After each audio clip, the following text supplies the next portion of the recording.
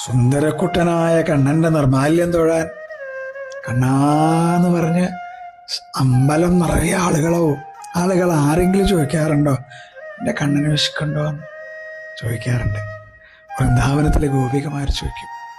കണ്ണൻ്റെ ഇവിടുത്തെ അഭിഷേകം അങ്ങോട്ട് കഴിയുമ്പോഴേക്കും കുഞ്ഞു വയറങ്ങോട്ട് വിശക്കും, മുഖമൊക്കെ വാടും, കിങ്ങിണിയൊക്കെ അഴിഞ്ഞു പോവും. അപ്പോഴേക്കും തിരുമേനി ചോദിക്കും, എൻ്റെ കണ്ണന് വിശക്കുണ്ടോ? ദാ കൊണ്ടുവന്നേക്കണ കണ്ടോ പറഞ്ഞിട്ട് മലരും ശർക്കരയും തേങ്ങാപ്പൂളും കദളിപ്പഴവും പിന്നെ 2 കുട്ടകം മലരങ്ങോട്ട് കൊടുക്കും. ഒരു സന്തോഷമുണ്ട് കണ്ണൻ്റെ മുഖത്ത്. എന്നിട്ടാണ് അലങ്കാരം, പൊന്നും കിങ്ങിണിയും പട്ടുകോണവും പൂവ്, ചെവിപ്പൂവ്, അല്ലേ?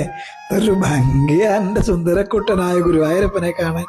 കയ്യിൽ കദളിപ്പഴോ ഓടക്കുഴലോ താമരപ്പൂ എന്തെങ്കിലും കൊടുക്കും. ഇത് കണ്ട് തൊഴണവരെയാണ്, ഉഷപൂജ തൊഴണവരെയാണ് ഭാഗ്യവാന്മാര് എന്ന് പറയുക.